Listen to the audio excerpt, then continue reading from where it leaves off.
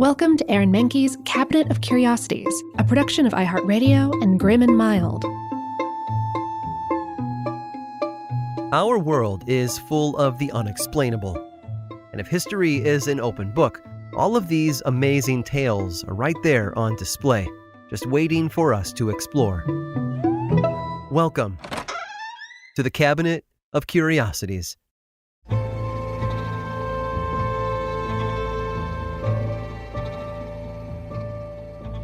Scientists will tell you that it was George Lemaitre who first coined the idea of an expanding universe originating at a single point, a point he referred to as the primeval atom. This theory came about in the year 1927, and just 2 years later, Edwin Hubble confirmed that the universe and the galaxies within were indeed drifting apart. But what if I were to tell you that Lemaitre was not the first to propose such a theory, or that the first person to do so was actually better known? Someone perhaps a little more grounded in science than we might think. Known far and wide as one of the greatest writers to have ever lived, this poet and storyteller also dabbled in the sciences. And it's within that world, rather than literature, that we can find one of his lesser-known works. He himself categorized it as a prose poem, but it has more or less confounded people for years. He called it Eureka, after the legendary exclamation uttered by Greek inventor Archimedes after he discovered a method for testing the purity of gold.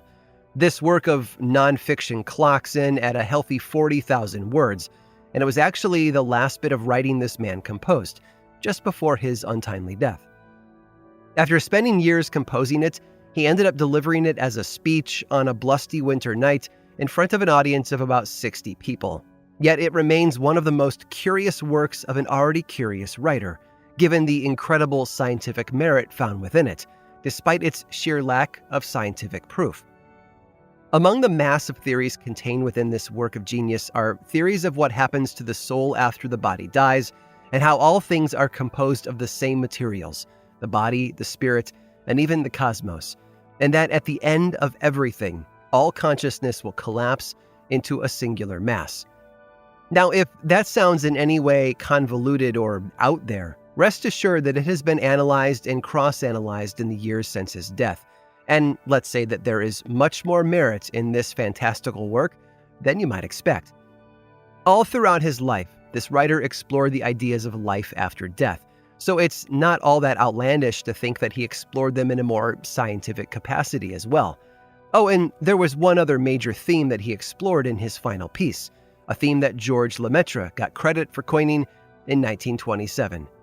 You see, it was in Eureka that we first hear about the possibility of an expanding universe, a theory that, according to modern science, didn't exist until 1927.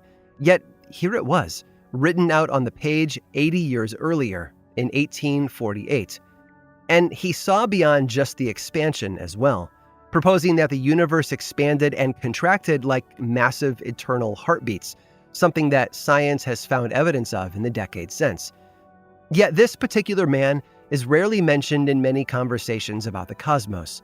Critics of Eureka have complained that while he did touch on many scientific ideas that are all but accepted today, he did so without any scientific backing whatsoever. No proof, which apparently discredits all of those truths entirely. But while many question the scientific merit of his piece, the author himself never did. He referred to it as his greatest work, and rather modestly said that his proposal was more important than the discovery of gravity. In fact, upon completing it, he told his mother-in-law, "I have no desire to live since I have done Eureka. I could accomplish nothing more." And true to form, he died the following year, barely 40 years old. Whatever the case, even if he hadn't already proven himself something of a genius for his groundbreaking writings in the world of horror and the macabre, this crowning exploration of the universe sets him apart from his contemporaries forevermore. And the name of this writer turned man of science? Edgar Allan Poe.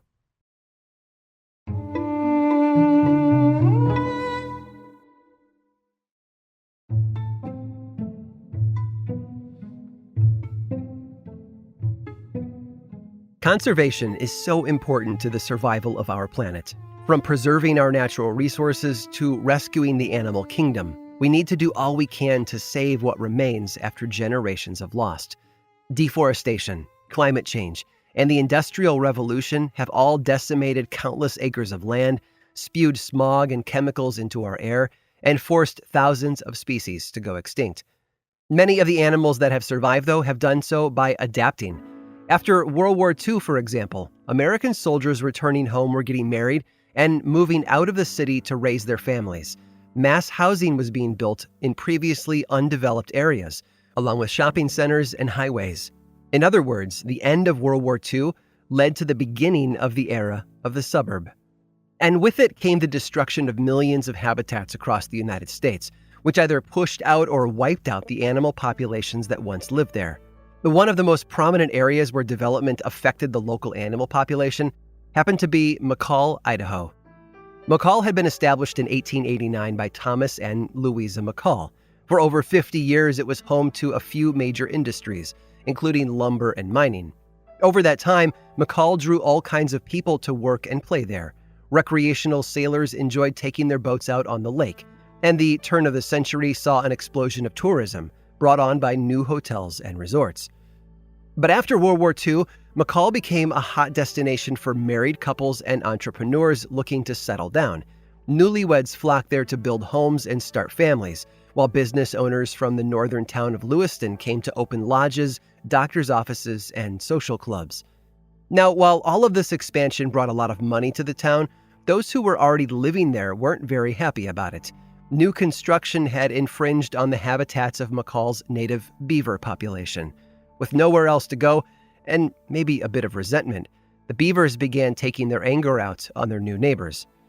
They started cutting down trees with their sharp teeth, not caring where those trees fell. The dams they built wound up flooding yards and destroying crops. After all, just because humans have moved into their territory didn't mean the beavers were going to stop being beavers. Naturally, the new homeowners and business owners wanted them gone. Idaho's Fish and Game Department took up the call. They didn't see the beavers as annoying rodents with a vindictive streak. They knew the animals served a very specific purpose within their ecosystem. They helped improve the quality of the water in streams and brooks. They created habitats for other creatures, and they were responsible for keeping the wetlands, wet. Fish and Game employees wouldn't kill them, no matter how much the town's residents wanted them to. Instead, they decided to move all 76 of the offending beavers elsewhere. They'd done it before, back in the 1930s, under similar circumstances, but the job was tough on both the people transporting them and the beavers themselves. It started with the beavers being trapped and boxed before getting loaded onto a truck. That truck would then take them to a conservation officer, who would watch them overnight, then load them onto yet another truck. And that truck would carry the boxes to a nearby area where the beavers would be released, at which point their carriers would be fastened to horses and mules and hauled the rest of the way. Many beavers didn't survive the journey due to intense heat and dehydration. Also, the pack animals didn't love carrying angry beavers, because who would? So it was up to Idaho Fish and Game employee Elmo W. Heder to figure out a better way. First, he designed special boxes in which to carry the beavers. They were wooden, with holes drilled in the side, and they would open when they touched the ground. He also had the perfect new home ready for them, in the Chamberlain Basin, 200 miles away. But that was a long haul, and it wasn't really accessible by truck or car. Even using mules and horses would have been really tricky. So instead, he used an abundant resource that was left over from World War II: parachutes. Yes, Elmo Heder wanted to parachute the beavers into Chamberlain Basin, and he did it. And after a series of tests with an older male beaver, he put his plan into motion. On August 14th of 1948, Heder filled 8 crates worth of beavers and transported them by plane over the basin. Almost every beaver made it, save for one who chewed his way out of the box while still 75 feet above the ground. But once the rest safely landed, their boxes automatically opened up, and the beavers were free to start living their new lives. Oh, and that older beaver that Heder used to test his new box design, he gave it the perfect name: Geronimo. I hope you've enjoyed today's guided tour of the Cabinet of Curiosities. Subscribe for free on Apple Podcasts or learn more about the show by visiting curiositiespodcast.com. This show was created by me, Aaron Mahnke, in partnership with How Stuff Works. I make another award-winning show called Lore, which is a podcast, book series, and television show, and you can learn all about it over at theworldoflore.com.